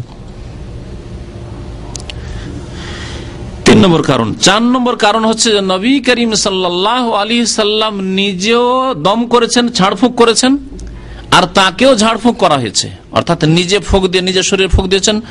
আর মা আয়েশা রাদিয়াল্লাহু যখন শরীর চলছিল নবী সাল্লাল্লাহু আলাইহি ওয়াসাল্লামের মৃত্যুশয্যায়, তখন নবী করিম সাল্লাল্লাহু আলাইহি সাল্লাম বলছেন তুমি পড়ো, আর দিয়ে হাতে পড়ে, মা আয়েশা রাদিয়াল্লাহু তাআলা পড়ে হাতটা ফিরাচ্ছেন, নবী সাল্লাল্লাহু আলাইহি ওয়াসাল্লাম মোবারক হাত ফিরাচ্ছেন। তারপরে অন্যদেরকে হুকুম করেছেন তোমরা ঝাড়ফুঁক করো, দম করো। তাহলে দোয়া পড়ে দম করার কথা নবী করিম সাল্লাল্লাহু আলাইহি ওয়াসাল্লাম বলেছেন, কিন্তু নবী করিম সাল্লাল্লাহু আলাইহি ওয়াসাল্লাম না নিজে তাবিজ লটকিয়েছেন নিজের শরীরে, না ছেলে মেয়েদের শরীরে, নাতিদের শরীরে, আর না স্ত্রীদের শরীরে, আর না কাউকে হুকুম দিয়েছেন। এই 4টি কারণে কোরআনী তাবিজও চলবে না, হাদিসের দোয়া দিয়েও তাবিজ চলবে না, আল্লাহর নাম দিয়েও তাবিজ চলবে না। আশা করি এই কথাগুলি স্পষ্ট। আল্লাহ পাক যেন বুঝার তৌফিক দান করেন, আল্লাহ পাক আমাদের গুনাহ খাতা যেন মাফ করেন। আর 2-1টি হাদিস শোনাই তাবিজের সাথে সাথে যে তাকাগুলো রয়েছে, বালা রয়েছে, এসব সম্পর্কে। রুয়াইফা বিন সাবিত রাদিয়াল্লাহু তাআলা আনহু বর্ণনা করছেন যে কালা কালালি রাসূলুল্লাহ সাল্লাল্লাহু আলাইহি ওয়াসাল্লাম, নবী করিম সাল্লাল্লাহু আমাকে বলেন, ইয়া রুয়াইফা, রুয়াইফা একজন সাহাবীর নাম, বলছেন লাআল্লাল হায়াতা সাতাতুলু বিকা, হতে পারে যে তুমি অনেক আয়ু পাবে। যদি তুমি আয়ু পাও, দীর্ঘ আয়ু পাও, ফাখবিরিন নাস, তাহলে আমার পরে বেঁচে থাকলে লোকজনকে বলে দেবে এই হাদিসটি, মান আকাদা লাহিয়াতাহু, কেউ যদি দাড়িতে গিরা লাগায়, দাড়িতে গিরা লাগায়, দাড়িকে বেঁধে রাখে বা দাড়ি পাক দেয়, দেখেছেন এরকম লোক? হ্যাঁ, আপনার একটু কম দেখেছেন। হ্যাঁ, সন্ন্যাসীর, কারণ এরা পীর ফকিররা করে, এরা করে, ওই শিখেরা করে, ভারতের শিখ, যে পাঞ্জাবের শিখ জাতিরা করে, দাড়ি পাক দিয়ে রাখা। আও তাকাল্লাদা ওয়াতরান, অথবা ওই ধনুকের যে রশিটা রয়েছে, সেই ধনুকের রশি কোনো পশুর বা কোনো মানুষের, কোনো ছেলের গলায় যদি হাড়ের মতো করে ব্যবহার করে, যে এতে আত্মরক্ষা হবে, বালা মুসিবত থেকে হেফাজতে থাকবে। আও ইস্তানজা বিরাজিয়ে দাব্বাতিন আও আজমিন, অথবা কেউ যদি ইস্তেঞ্জা করে, মানে কুলুক নেই, কোন পশুর গোবর দিয়ে অথবা হাড্ডি দিয়ে, এই কয়টি কথা বললেন নবী সাল্লাল্লাহু আলাইহি ওয়াসাল্লাম। ফাইন্না মুহাম্মাদান সাল্লাল্লাহু আলাইহি ওয়াসাল্লাম মিনহু বারিউন, তবে নবী করিম সাল্লাল্লাহু আলাইহি ওয়াসাল্লাম তার থেকে সম্পর্ক ছেদের ঘোষণা করছেন। তাহলে বোঝা গেল যে গলায় বা হাতে বা কিছু টাকা বা সুতা বা রশি বেঁধে রাখা, যে এতে বিপদ আপদ থেকে হেফাজতে থাকবো, এসব করলে নবী করিম সাল্লাল্লাহু আলাইহি ওয়াসাল্লাম সম্পর্ক ছেদের ঘোষণা করেন। মুসনাদ আহমদের হাদিস, আবু দাউদের হাদিস, নাসাইর হাদিস। আল্লামা নাসিরুদ্দিন আলবানী রাহমাতুল্লাহ হাদিসটিকে সহিহ বলেছেন। আর একটি হাদিস বর্ণিত হয়েছে ইমরান বিন হুসাইন রাদিয়াল্লাহু তাআলা আনহু থেকে, আন্নান নবী সাল্লাল্লাহু আলাইহি ওয়াসাল্লাম আবসারা আলা আযওয়াদি রাজুলিন হালাকাতান, রাসূলুল্লাহ সাল্লাল্লাহু আলাইহি ওয়াসাল্লাম একজন লোকের বাহুতে, বাহুতে এখানে তাবিজ বেশি বাঁধা আমাদের দেশের লোকেরা, তাই না? বাহুতে দেখলেন যে বাঁধা আছে একটি বালা, বালা আছে, বালা ব্যবহার করে, এখানেও ব্যবহার, ছোট বাচ্চাদের বালা ব্যবহার করে আমাদের দেশে। যদি জিনতের জন্য করে, আবার অনেক ছোট বাচ্চাদের আমাদের জিনতের জন্য, অলংকারের জন্য রূপার বালা ব্যবহার করে। যদি অলংকারের জন্য হয়, ছেলেদের জন্য চলবে, ছেলেদের জন্য চাঁদি, হ্যাঁ ছেলেদের গায়ে আমাদের দেশে কিন্তু বালা ব্যবহার করে অনেকে, চাঁদেরই হোক স্বর্ণের নাই হোক, চলবে? চলবে না। নবী করিম সাল্লাল্লাহু আলাইহি ওয়াসাল্লাম বলেছেন যে স্বর্ণ চাঁদি পুরুষের জন্য হারাম, সে পুরুষ নাবালক নাবালক হোক, ছোট বাচ্চা 2 বছর 3 বছরের চাঁদির বালা জায়েজ নাই, ছেলের জন্য জায়েজ নাই। মেয়েদের যদি হয় তাহলে ঠিক আছে। আমাদের দেশে অনেকে এইরকম নাজায়েজ হাদিয়া দিয়ে থাকে, নাজায়েজ উপহার দিয়ে থাকে, মামার বাড়ি থেকে নিয়ে এসেছে, মামা দিয়েছে, নানি দিয়েছে, দাদি দিয়েছে, এটা জায়েজ নাই। বালা ব্যবহার করা যদি চাঁদির হয়। মিনসুফরিন এই ছিল তামার বালা, এই বালা ব্যবহার আত্মরক্ষার জন্য, হেফাজত, বালা মুসিবত থেকে হেফাজতের জন্য ব্যবহার করেছিল সেই ব্যক্তি। ফাকাল ওয়াইহাকা মা হাযিহি, এটা আবার কি, এই বালা কেন ব্যবহার করো তুমি? কালাম মিনাল ওয়াহিনা, আমার এক ধরনের রোগ আছে যাতে আমি খুব দুর্বলতা অনুভব করি, আমার শরীর ক্ষীণ হয়ে পড়ে, সেই রোগ থেকে হেফাজতের জন্য, যাতে ওই রোগ দূর হয়ে যায়, সেই জন্য এটা ব্যবহার করছি। কালা আমা ইন্নাহা লা তাজিদুকা ইল্লা ওয়াহানান, বলছেন দেখো এতে তোমার রোগ আরো বৃদ্ধি পাবে, তোমার বিপদ, তোমার রোগ আরো বৃদ্ধি পাবে। ইনবেজহা, ছুঁড়ে ফেলে দাও, খুলে ফেলো, আনকা ফাইন্নাকা লাউ মিত্তা ওয়াহিয়া আলাইকা, এই অবস্থায় যদি মরে যাও, তোমার শরীরে বালা আছে আত্মরক্ষার জন্য, হেফাজতের জন্য, বালা মুসিবত থেকে, এই অবস্থায় যদি মরে যাও, মা আফলাহতা আবাদা, কোনদিন তুমি রেহাই পাবে না, কোনদিন তুমি মুক্তি পাবে না। চিন্তা করতে পেরেছেন? এই যে তাবিজ অথবা বালা যেগুলি ব্যবহার করা হয়, মুহাম্মদ আব্দুল্লাহ রাহমাতুল্লাহ আলাইহি কিতাব তাওহীদে বলেছেন লিরাফইল বালাই ওয়া দাফইহি, দুটি উদ্দেশ্যে করা হয়। এক হচ্ছে যে অসুস্থ হয়ে পড়েছে, যাতে অসুখ দূর হয়ে যায়, বিপদ দূর হয়ে যায়, জিনে ধরে নিয়েছে, ভূতে ধরে নিয়েছে, অথবা খুব ভয় লাগছে, এই অবস্থা তৈরি হয়ে গেছে, যাতে এটা দূর হয়ে যায়, সেই জন্য। তাহলে বালাকে চলে এসছে দূর করার জন্য। অথবা এখনো আসেনি কিন্তু ভয় লাগছে, হতে পারে কারো বদনজর লেগে যেতে পারে, এখনো লাগেনি, হতে পারে জিন শয়তানে পেরেশান করতে পারে, ধরে নিতে পারে, সুতরাং আগে থেকেই তাবিজ ব্যবহার করো অথবা বালা ব্যবহার করো, তাকা ব্যবহার করো, দুই অবস্থাতেই নাজায়েজ এবং এগুলো শিরকের অন্তর্ভুক্ত। কি বলেন নবী সাল্লাল্লাহু আলাইহি ওয়াসাল্লাম, যদি এই অবস্থায় মরে যাও তাহলে কোনোদিন তুমি রেহাই পাবে না। মুসনাদ আহমদে হাদিসটি রয়েছে, ইবনে মাজাতে হাদিস রয়েছে। ইমাম মুহাম্মদ আব্দুল্লাহ রাহমাতুল্লাহ কিতাব তাওহীদে বলছেন যে এই হাদিসের সনদ চলার মতো, বেসনাদিন লা বাসা বিহি, যদিও বেশ কিছু অন্য উলামারা দুর্বল বলেছেন, তিনি বলেছেন যে বেসনাদিন লা বাসা বিহি, এই সনদ মানে আমলযোগ্য, কারণ এর সমর্থনে আরো বেশ কিছু হাদিস রয়েছে যা শুনলেন। ইমাম ইবনে আবি হাতেম হুযায়ফা রাদিয়াল্লাহু তাআলা আনহু সাহাবী থেকে বর্ণনা করেছেন যে আন্নাহু রাআ রাজুলান ফি ইয়াদি খাইতু মিনাল হুম্মা, হুযায়ফা রাদিয়াল্লাহু তাআলা নবী সাল্লাল্লাহু আলাইহি ওয়াসাল্লামের সাহাবী একজন মানুষকে দেখেন যে ওর হাতে তাকা বাঁধা আছে, সুতা বাঁধা আছে। কি জন্য বেঁধে রেখেছো? বলছে যে আমাকে খালি জ্বর হয়, মিনাল হুম্মা, খুব জ্বর হয়, সেজন্য বেঁধে রেখেছে। ফাকাতাহু, তিনি ধরে ছিঁড়ে ফেলে দিলেন তাগাটিকে, ছিঁড়ে ফেলে দিলেন। ওয়াতালা কাউলাহু তাআলা, মহান আল্লাহর এই বাণী আয়াত তিলাওয়াত করলেন, ওয়ামা ইউমিনু আকসারুহুম বিল্লাহ ইল্লা ওয়া হুম মুশরিকুন, অধিকাংশ মানুষ যারা আল্লাহর প্রতি ঈমান নিয়ে আসে, অর্থাৎ অধিকাংশ মুমিন মুসলিম যারা জন্মগত মুসলিম, বংশগত মুসলিম, এরা কি করে? ইল্লা ওয়া হুম মুশরিকুন, অধিকাংশ তাদের শিরক করে থাকে, অধিকাংশ লোকই শিরক করে থাকে। আজকে মুসলিম উম্মতের দিকে দেখেন যে বড় শিরকে যদি না থাকে তাহলে ছোট শিরক আছে। এদের দেখেন অসংখ্য মুসলিম কবর মাজারের শিরক, আল্লাহ ছাড়া অন্যকে সিজদা করা, আল্লাহ ছাড়া অন্যের কাছে সন্তান চাওয়া, আল্লাহ ছাড়া অন্যের কাছে রোগের আরোগ্য তলব করা, আল্লাহ ছাড়া অন্যের জন্য খাসি মোরগ জবাই করা ইত্যাদি, এইসব শিরকে লিপ্ত আছে। আল্লাহ ছাড়া অন্যের কাছে মদত চেয়ে গাউসুল আজম মাদাদি খাজা বাবা এইসবে আছে। আর না হলে ছোট শিরকি অবশ্যই আছে, আল্লাহ ছাড়া অন্যের কসম, লোক দেখানো কাজ, এছাড়া এই তাবিজ লটকানো, তাবিজের ঘরে ঘরে তাবিজ ঢুকে আছে।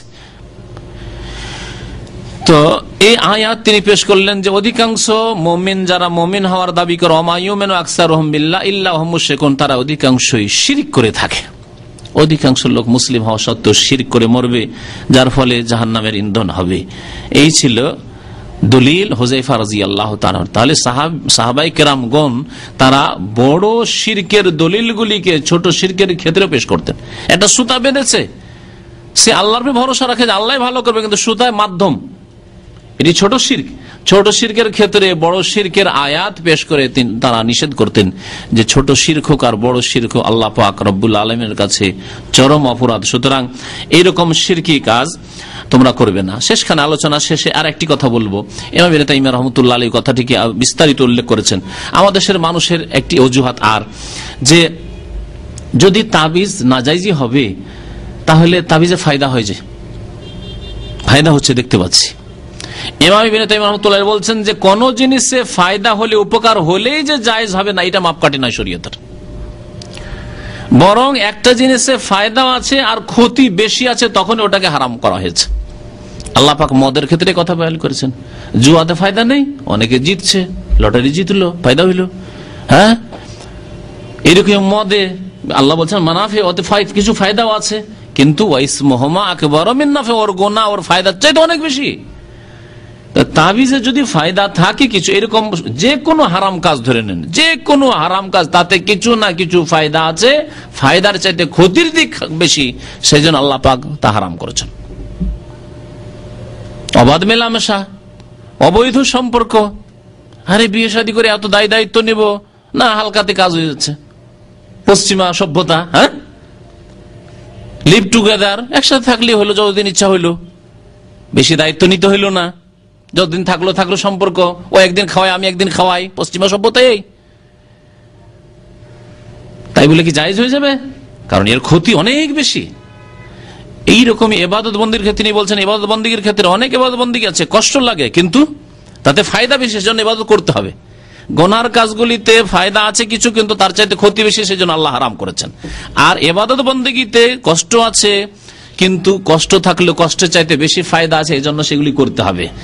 রমজান মাসের বড় দিনে রোজা রাখতে কষ্ট হয় না, কিন্তু কষ্টের চাইতে বেশি তাতে সওয়াব রয়েছে, ফায়দা রয়েছে, সেই জন্য রোজা রাখতে হবে। এই ফর্মুলা যে ফায়দা হচ্ছে তাবিজে, সেই জন্য করব না, চলবে না, কারণ আল্লাহ পাক ভালো জানেন, আল্লাহ রাসূল সাল্লাল্লাহু আলাইহি ওয়াসাল্লাম ভালো জানেন, সুতরাং তাতে ক্ষতির দিক বেশি রয়েছে, সেই জন্য আল্লাহ পাক রব্বুল আলামিনের রাসূল সাল্লাল্লাহু আলাইহি ওয়াসাল্লাম তাবিজ লটকানোকে শিরক বলে আখ্যায়িত করেছেন।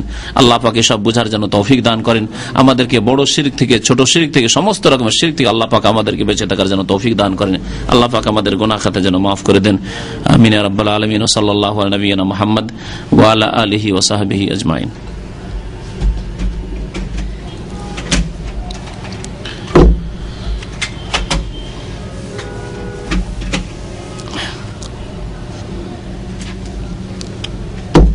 তাবিজ সম্পর্কে কোনো প্রশ্ন থাকে তো ঠিক আছে। হ্যাঁ, এক ভাই বলছেন যে কোরআনের আয়াত কাগজে লিখে পানিতে গুলিয়ে বা মিলে পানি পান করা যাবে? হ্যাঁ, এটা গুরুত্বপূর্ণ প্রশ্ন। তবে তার আগে একটি কথা বলি যে তাবিজে আল্লাহর রুবুবিয়ত শিরক আছে আর উলুহিয়াত ইবাদত বন্দেগী তো শিরক আছে।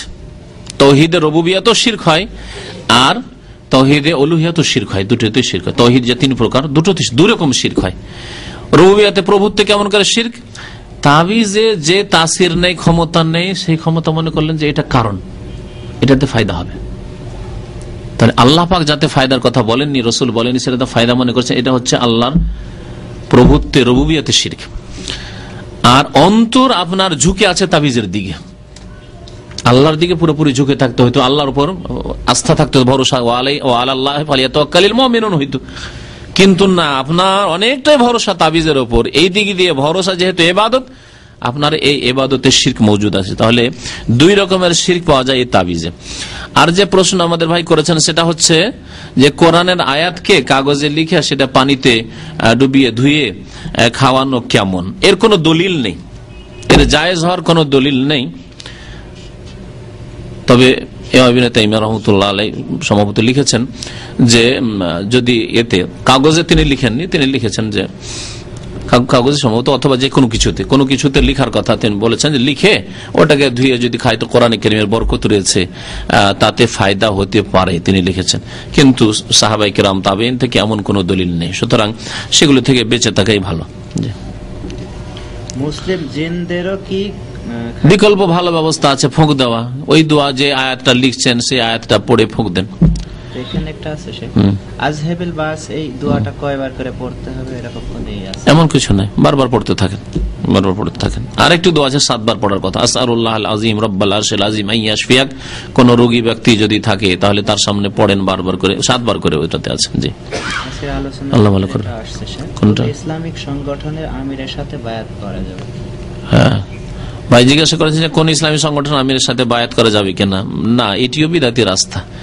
এই রাস্তা খোলা মানে পীর মুরিদ। তখন পীর মুরিদের যারা বিদাতি বায়াত আগে থেকে করে আসছে, ভাই বলছে তোমাদের আমিরের যদি বায়াত তোমরা করতে পারো, তো আমরা যদি পীরের বায়াত করছি তো ভালো কাজের জন্য বায়াত করছি, অসুবিধা কি? এগুলি সব বিদাতি রাস্তা। বায়াত 3টি ক্ষেত্রে আছে। আমার এর উপরে একটা বক্তব্য আছে অনেক আগের, 4-5 বছর আগের বক্তব্য আছে। 2টি আমি আজকে বলেই ফেলেছি, আর একটি ওর সাথে বলে দিলে হয়। 2টি কি বলেছি মনে আছে? এটা হচ্ছে ইসলাম গ্রহণের বায়াত, নতুন মুসলমানকেও হচ্ছে বায়াত যে আমি কলেমা পড়লাম বিশ্বাস করে, এবং তার সাথে নবীকে রসুল মুহাম্মদ সাল্লাল্লাহু আলাইহি ওয়াসাল্লামকে রসুল মানলাম, নামাজ 5 ওয়াক্ত পড়বো, রোজা রাখবো, যাকাত দেব, হজ করবো, হারাম কাজ থেকে বেঁচে থাকবো। আর আরেকটি হচ্ছে যে ইসলামী খলিফা যিনি ইসলামিক রাষ্ট্র কায়েম করেছেন, ইসলামী আইন বাস্তবায়ন করে তার আনুগত্য করার জন্য বায়াত করা। বিশিষ্ট ব্যক্তিরা বায়াত করলেই হলো, প্রত্যেক ব্যক্তির জরুরি নয় যে বায়াত করতে হবে। আমাদের পক্ষ থেকে আমাদের অভিভাবক বা এলাকার যে দায়িত্বশীল একজন করলে আমরা সবাই যদি পেছনে থাকি যথেষ্ট। আর আরেকটি বায়াত হচ্ছে আল্লাহ রাস্তায় যদি জিহাদ হয়, নবী সাল্লাল্লাহু আলাইহি ওয়াসাল্লাম জিহাদের বায়াত নিয়েছেন। যেমন উসমান রাদিয়াল্লাহু তাআলা আনহু যখন মক্কার দিয়ে গেলেন, তখন বন্দী করে রেখেছিল মক্কার কাফেররা। শুনতে পেলেন যে নাকি তারা হত্যা করে দিয়েছে। নবী সাল্লাল্লাহু আলাইহি ওয়াসাল্লাম বায়াতে রিজওয়ান করেছিলেন যে যদি উসমান রাদিয়াল্লাহু তাআলা হত্যা করে দেওয়া হয়, তাহলে এখান থেকে আমরা ফিরে যেন মক্কা গিয়ে এই মুশরিক কাফের কুরাইশদের বিরুদ্ধে আমরা জিহাদ করবো, জিহাদের বায়াত নিয়েছিলেন। আর একটি কবিতাতে আছে, নাহনুল্লাযীনা বায়াউ মুহাম্মাদান আলাল জিহাদি মা বাকিনা আবাদা। আমরা সাহাবারা যখন খন্দকের যুদ্ধে খন্দক খনন করছিলেন, পরীক্ষা খনন করছিলেন, তখন বারবার করে এই কবিতা পাঠ করতেন, তার আবৃত্তি করতেন। আমরা তো সেই লোকেরা বায়াউ মুহাম্মাদান, যারা মুহাম্মদ সাল্লাল্লাহু আলাইহি ওয়াসাল্লামের সাথে বায়াত করেছি, আলাল জিহাদে, জিহাদের উপর। তাহলে 3য় এই বায়াত রয়েছে। 4র্থ কোনো বায়াত ইসলামের নেই। না পীর মুরিদের বায়াত আছে, এই একটি বিদআত। আর এই বিদআতে সর্বনাশ করেছে, কারণ পীরেরা এই শিখিয়েছে যে পীরের সামনে মুরিদ কিন্তু মুর্দার মতো, আপনাকে যেমন করে উল্টে পাল্টাই ওইরকমই থাকবেন, কিন্তু আমি কিচ্ছু বলবেন না। আর আমি পড়ে শুনিয়েছি আপনার যেটা হক্কানি পীর বলা হচ্ছে তার কিতাবে আছে, তার কিতাবে, ওই চরমনের কিতাবে আছে স্পষ্ট এই ভাষায় যে যদি মুরিদকে পীর বলে যে তুমি কিসে বলেন, হ্যাঁ, মদের ওপরে যায় না, মদে যায় নামাজ ডুবিয়ে নামাজ পড়ো তবু করবে। সুতরাং যে কোনো হারাম করতে বললে করবেন, এটা দিয়ে শিক্ষা দেওয়া হয়েছে। হক্কানি পীরের এই অবস্থা, মানে ওদের কাছে হক্কানি যদি এই অবস্থা হয় তাহলে বাতিল, সবগুলি বাতিল, তাদের অবস্থা কি হইতে পারে। সুতরাং এই পীরতন্ত্রের বায়াত চরম গুমরাহি। আর ওই রকমই ওর পিছনে পিছনে ধরে না আমিরদের বায়াত, সে যে কোনো সংগঠন হোক না কেন, এটি জায়েজ নয়। হ্যাঁ বলেন। সফরে এমন জায়গায় পৌঁছলাম যেখানে কোনো মসজিদ নেই, আজানও হয় না, সেখানে যদি নামাজের ওয়াক্ত আসে তবে কি আজান দিয়ে নামাজ পড়বো না শুধু ইকামত দিলে? বলছেন যে সফরে আমরা আছি আর আজানও শুনতে পাচ্ছি না আর কোনো মসজিদও নাই, তাহলে আমরা আজান দিয়ে নামাজ পড়ো না বিনা আজান নামাজ পড়ো? এই মর্মে স্পষ্ট হাদিস আছে। নবী করিম সাল্লাল্লাহু আলাইহি ওয়াসাল্লাম এমনকি বলেছেন তুমি যদি একা থাকো বাদিয়াতে, মানে একেবারে মরুভূমিতে যেখানে কোনো জনবস্তি নেই, তাহলে আর তোমার বকরি শুধু আছে, বকরি ছাগল চড়াচ্ছ আর একা আছো, তো আজান দাও। আর তোমার এই আজান মানুষ শোনক, জেন শোনক, কোন গাছ পালা যতদূর পর্যন্ত পৌঁছিবে, যতদূর পর্যন্ত তোমার এই আজানের আওয়াজ পৌঁছবে, ইল্লা শাহিদ আলাকা ইয়াউমাল কিয়ামা, কিয়ামতের দিনে সবকিছু সাক্ষী দেবে। মানুষ সাক্ষী দেবে, জিন সাক্ষী দেবে, বকরি ছাগল সাক্ষী দেবে যে আজান শুনেছিলাম, মরগ সাক্ষী দেবে, পাখি সাক্ষী দেবে, গাছপালা সাক্ষী দেবে। সুতরাং আজান একা থাকলেও মাঠে আজান দিয়ে নামাজ পড়াই হচ্ছে ভালো, সুন্নাত, তবে ওয়াজিব নয়। আর গ্রামে যেখানে জনবস্তি আছে, 2-4 জন আছে, আজান দেওয়া জরুরি। আজান না দিলে গুনাহগার হবে গ্রামওয়ালা। আজান তখন ফরজে কিফায়া। জি। তাসবিহ গণনার ক্ষেত্রে মালা ব্যবহার করা যাবে? তাসবির ক্ষেত্রে হাতে তাসবিহ গণনা করাই সুন্নাত, আর মালার তাসবিহ করা জায়েজ নয়, বরং এটি বিদআতি রাস্তা। একমাত্র ওদের জন্য যারা 33 পর্যন্ত গণনা করতে পারে না, ওর বেশি হাজার হাজার তাসবিহ শরীয়তে নেই, সুতরাং ওইগুলো গণনাতে আসে না। তাসবিহ করবেন 33 পর্যন্ত। এক যুগে ছিল মহিলারা 10 পর্যন্ত গুনতে পারতো না, বড় মহিলাদেরকে আমরা দেখেছি 10 গণনা জানতো না ওদের, অথবা ভুলে যায়। 80-90 বছর বয়স হয়ে গেছে, ভুলে যায়, কত গুনলাম না গুনলাম ভুলে যায়, তাহলে তসবিহ ধরেই দেন, ঠিক আছে। ওদের জন্য শুধু জায়েজ হতে পারে, বাকি অন্য কারোর জন্য তসবিহ তো রিয়াকারী লোক দেখানো হয়ে গেছে। তসবিহ মানে আমি খুব মুসল্লি, পরেশগার লোক, রিয়াকারী এই শিরক, এটা একটা শিরক। আর আরেকটা হয়েছে ফাসেকদের লক্ষণ। যত ড্রাইভার আছে এখানে চলে যান, এই তো ফাসেক গুলো নামাজ পড়ে না, নামাজের রক্তে তসবিহ ঝুলাচ্ছে, ফাসেকদের কাজ এগুলি। জি, গায়রুল্লাহর নামে কোন ফকির যদি এইদিকে সিগারেট খাচ্ছে, ওইদিকে তসবিহ। সুতরাং ফাসেকদের সাদৃশ্যতা আর বেদাতীদের সাদৃশ্যতা তসবিহ নেওয়া, হাতে নেওয়া। ফাসেক যারা বেনামাজি ফাসেক, ড্রাইভার বিভিন্ন জায়গার দেখছেন না, রাস্তার লাইনের ড্রাইভার, লিমোজিন ভাইরা রাখবেন না কিন্তু, কারণ ওই হলুদ ড্রাইভার গুলো বেশি এইরকম দেখা যায় ওদেরকে। যাই হোক, তো যে কোনো জাতিতে থাকে না কেন, এক ফাসেকদের সাদৃশ্যতা আর এক হচ্ছে বিদাতীদের সাদৃশ্যতা। নবী সাল্লাল্লাহু আলাইহি ওয়াসাল্লাম, সাহাবায়ে কেরামরা এরকম দানা নিয়ে তসবিহ করেননি। সুতরাং এই তসবিহ করা সুন্নতের খেলাফ। গায়রুল্লাহর নামে কোন ফকির যদি ভিক্ষা চায় তাহলে তাকে ভিক্ষা দেওয়া যায়? গায়রুল্লাহর নামে, আল্লাহ ছাড়া অন্যের নাম নিয়ে যদি ভিক্ষা চায় তাহলে জায়েজ নাই, বরং ওকে নসিহত করেন, যদি তওবা করে তো ঠিক আছে, আর না হলে বিদায় করে দেন। আল্লাহ ছাড়া অন্যের নাম নিয়ে, তারপরে এই আল্লাহর নাম নিয়ে, আল্লাহর নাম নিয়ে মানে কি, আমাদের দেশে কেমন করে চায় ভুলেও গেছি, অনেক আগের কথা, ভুলে গেছি যে ফকির গুলো কেমন করে চায়। হ্যাঁ, আল্লাহর হস্তে, আল্লাহর হস্তে বলে তো ঠিক আছে, আল্লাহর হস্তে। আরো শের শায়রি কবিতা পড়তে আসে এক শ্রেণীর ফকির জাতিগুলো, ফকির জাতি সুর ধরে ওই কবিতা পড়বে, এগুলো এরা আল্লাহ রসুলের নামে শিরক, এই যে আল্লাহ এবং রসুলের নাম দুটো সমজ, আর রসুলের নামে আবার কি, এরা কবর পূজারী, এরা মুশরিক আমি জানি। এবং এদেরকে যদি না দিলে আবার এদের অনিষ্ট থেকে বাঁচানো মুশকিল। এরা সব অনেকে জাদুকর, এরা অনেক সময় ক্ষতি করে। সুতরাং এইসব অনিষ্ট থেকে বাঁচার জন্য দিতে পারেন তাদেরকে।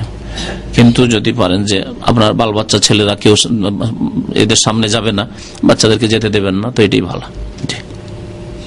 আরেকটা জিনিস আছে, এটা জিনিস জানার বিষয় যে বুখারীর হাদিস আছে নবী সাল্লাল্লাহু আলাইহি ওয়াসাল্লাম নিজের লজ্জাস্থান কখনো দেখেননি, কিন্তু আলবানী রাহমাতুল্লাহ বলেছেন এই হাদিস দুর্বল। এটা কেমন? বুখারীতে কোথায় আছে জানো না আমার, না এরকম ভাষায় নেই, আসলে এরকম ভাষায় নেই, হয়তো জানি না। বাস শেষ। আর কোন মৌখিক প্রশ্ন আছে? শেষ করি। হ্যাঁ, অসুবিধা নেই, মৌখিক যদি কোনো প্রশ্ন থাকে জানার, ছুটে গিয়ে থাকে বা কিছু, আর না হলে এখান থেকে শেষ করি। সাল্লাল্লাহু আলাইহি ওয়া সাল্লাম, মুহাম্মদ ওয়া আলা আলিহি ওয়া সাহবিহি আজমাইন।